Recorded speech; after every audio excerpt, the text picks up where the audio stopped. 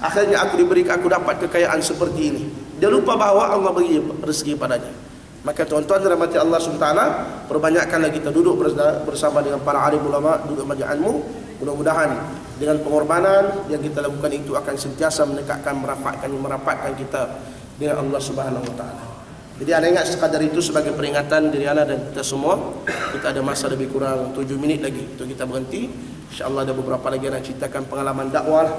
Kan pengalaman dakwah ni kita pergi ke pedalaman dan sebagainya. Program dakwah ini adalah sunnah Nabi SAW. Kita kena perkasakan gerakan dakwah di seluruh, bukan setakat di tempat kita lah, di seluruh dunia kalau boleh. Kan?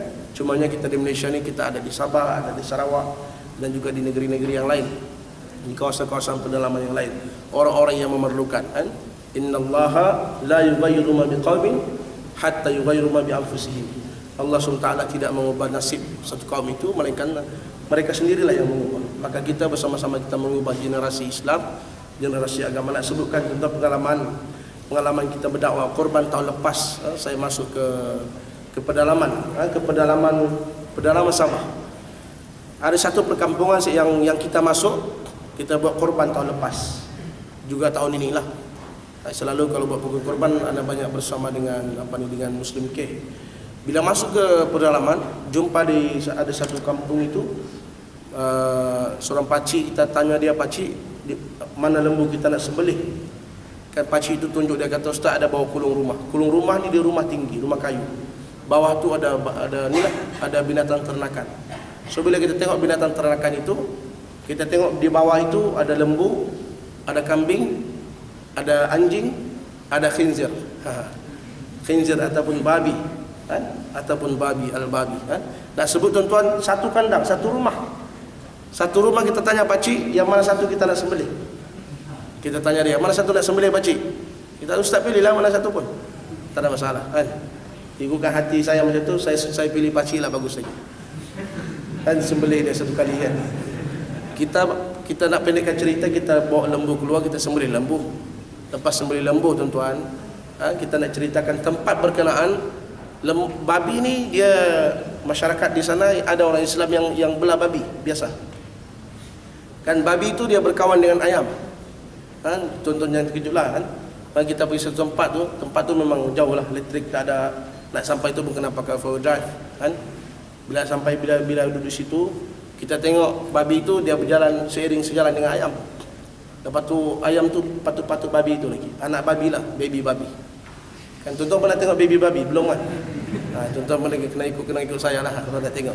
Dia patut malam tu makcik tu hidang ayam. Dia hidang ayam, kita pun tiba-tiba tak selera lah sebab tak ingat babi tadi kena patut ayam. Kan kita makcik kami ni allergic makan ayam. Tak makan ayam. Kan? Nak pendekkan cerita tuan-tuan, satu kisah bila pakcik masuk Islam, seorang pakcik masuk Islam. Kan? Kita ada juga alhamdulillah ada rezeki, ada pengalaman kita mengislamkan beberapa orang bukan Islam. Kan? Kita bila kita masuk program dakwah, di samping kita target untuk fakir miskin mualaf, kita juga dipertemukan dengan beberapa kisah kisah murtad. Kan? Orang yang murtad dia masuk Islam 6 kali. Tuan-tuan baru sekali ya. Dia 6 kali masuk Islam. Tuan-tuan kalah. Kan? Dia 6 kali masuk Islam atau masuk Kristian, masuk Islam balik, itu kristianisasi masih berlaku lagi. Dan kita nak sebutkan tuan-tuan dan rahmati Allah, itu antara yang kita berjumpa lah. Dan ada yang kita Islamkan semula, ada juga yang masuk Kristian, yang masuk Islam selepas dia hidup selama 52 tahun. Baru-baru ni nak ceritakan pengalaman sedikit. Hidup 52 tahun, dia jumpa, dia kata, Ustaz, hidup saya tak tenang. Dia kata kalau saya masuk Islam boleh tenang tak? Kita kata boleh, insya-Allah boleh tenang. Dengan syarat kamu masuk Islam kena beramal, kena solat, puasa, kena buat semua. Tapi buat perlahan-lahan. Kan?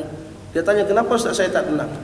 Kita kata sebab tak tenang yang pertama sekali, sebab kamu yang pertama sekali kita tanya dah kahwin belum? Dia kata belum. Dah 52 tahun tak kahwin lagi. Patutlah kamu tak tenang. Maknanya orang yang tidak berkahwin ini tidak akan tenang. Hidupnya takkan tenang orang yang tak berkahwin ini. Yang kedua, kita kata apa dia? Pakcik makan apa selama hidup ni? Dia kata macam-macam Ustaz, saya makan macam-macam. Saya makan babi, makan juga. Kan saya makan kambing, makan juga. Lembu makan juga. Kan? Jadi saya kata patutlah tidur tidak tenang sebab pakcik makan babi. Babi itu adalah daging yang boleh merosakkan hati pakcik. Kita sebut gitulah sebab dia tanya kan, tanya pandangan. Akhirnya tuan-tuan nak pendekkan ceritanya, kita suruh dia masuk Islam. Dia kata, apa nasihat ustaz pada saya? Saya kata, tuan masuk Islam lah. Kalau tuan nak tenang, masuk Islam. Sebab dalam Islam itu ada ketenangan. Dan kita cuma sebut baca dengan surah Al-Ikhlas. Tuan-tuan kalau tuan-tuan berjumpa dengan orang non-Muslim, sembang-sembang, cuma tuan-tuan sembang surah Al-Ikhlas saja. Tunjukkan pada dia surah Al-Ikhlas ini bila dia baca, ada seorang padri yang baca surah Al-Ikhlas, dia masuk Islam. Qul huwallahu ahad.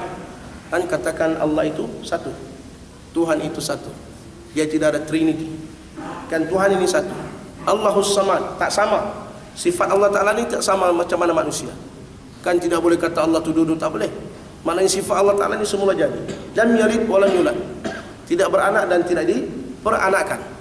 Kan bila dia dengar tu tidak beranak dan dia tidak diperanakkan. Itulah Tuhan. Maka dia masuk Islam. Itu pengalaman sedikit tuan-tuan, pengalaman. Anda sebutkan, pakcik jangan bila dah masuk Islam, jangan lagi ada babi. Jangan belah babi lagi pakcik. Pastikan babi itu clear. Bila masuk Islam tuan-tuan, bila kita balik ke rumahnya, babi dah tak ada. Maknanya di rumahnya tu tinggal ada lagi lembu, ada lagi kambing, ada anjing. Anjing ni boleh consider lagi lah. Anjing ni tuan, maknanya kita boleh ambil hukum yang paling ringan, yang paling ringan.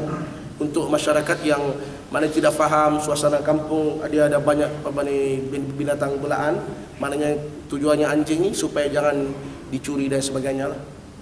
Jadi kita cakap terima kasih kepada pakcik sebab babi dah tak belah babi lagi. Kan kita peluk dia apa semua. Kan kita tanya dia, pakcik mana letak babi? Dia kata, syukur alhamdulillah ustaz, kami dah makan semuanya. Sebab kita bangga dakwah kita tu berkesan, rupa-rupanya sangat berkesan. Dia makan babi itu semuanya. Kenapa makan pakcik? Dia kata sayang ustaz membazir, jadi kita makanlah. Sebab dia kata ustaz tak bagi tahu pun babi itu haram dimakan. Ustaz kata bagi clear je. Maknanya tuan-tuan, dakwah ni tuan. Ustaz kata bagi clear je babi. Kita bagi clear lah. Kalau kita buang sayang ustaz membazir. Dia sebab apa lagi? Bukankah ustaz membazir itu saudara syaitan? Betul juga kan? Dia bagi tata sekira balik. Maknanya dakwah ni pun tuan kena detail juga. Kan? Nak bagi orang, kita nak didik masyarakat kepada jalan agama, diajar dia solat, kena detail. Kenapa solat? Dia tanya kenapa kena solat?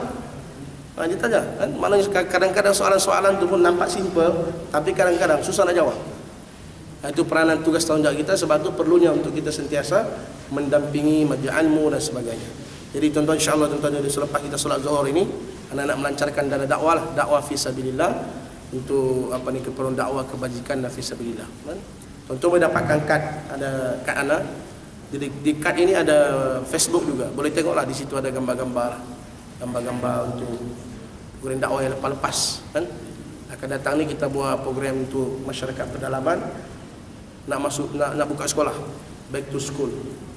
Dan masyarakat pedalaman ini, bila pengalaman kita pergi dakwah tuan, kita cuma bercakap, bawa alio je, dia tak datang. Dan masyarakat pedalaman dia tak datang. Kita kena susun beras depan ni sampai ke atas macam ni, baru dia datang.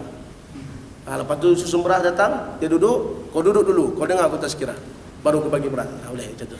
Kan kalau kita datang bawa alio je, dia kata ustaz aku tak makan lagi. Maknanya yang sebut dia ni fakir miskin.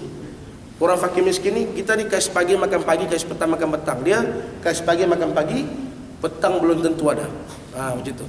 Maknanya kasih pagi makan pagi, kasih petang belum tentu terkais-kais lagi. Tak terkais lagi. Maksud begitu. Maknanya kita dakwah ni juga ada strateginya. Kita datang tu biarlah kita bawa sumbangan. Itu peranan umat Islam lah.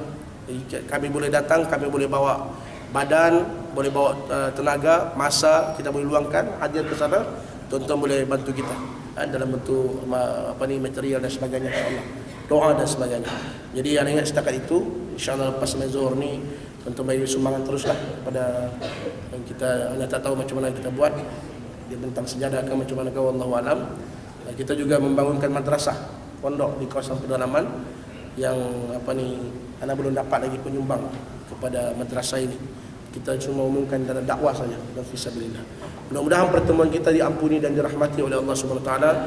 Mohon maaf kepada semua para alim ulama, para ustaz, seandainya ada bahasa yang kurang enak, ada benda-benda yang anda sampaikan kita tak perasan. Bahasa-bahasa kita, bahasa ustaz ni kasar. Ini bahasa orang Sabah ni masalah. Orang Sabah ni kalau kita tidak kenal dia, nampak bahasa kasar tapi sebenarnya tak kasar. Kalau tuan-tuan tengok persidangan parlimen, ada seorang tu bahasanya memang kasar. Kan? Yang tu memang bahasa kasar, bahasa orang hutan. Insya-Allah. Yang baik pada Allah Taala, yang lemah daripada kelemahan saya. Aku qauli hadza, astaghfirullahalazim li wa lakum. Assalamualaikum warahmatullahi wabarakatuh. Auzubillahi minasyaitonir rajim. Bismillahirrahmanirrahim. Alhamdulillah wassalatu wassalamu ala asyrafil anbiya'i wal mursalin ajma'in. Allahumma ighfir lana dhunubana wa walidina warhamhuma kama rabbuna shighara. Wa jami'al muslimina sama'atan wa dunya nasma'atan ya arhamar rahimin wa rahmatullahi wa barakatuh. ربنا آتنا في الدنيا حسنة وفي الآخرة حسنة. الحمد لله رب العالمين. قول الله لكم.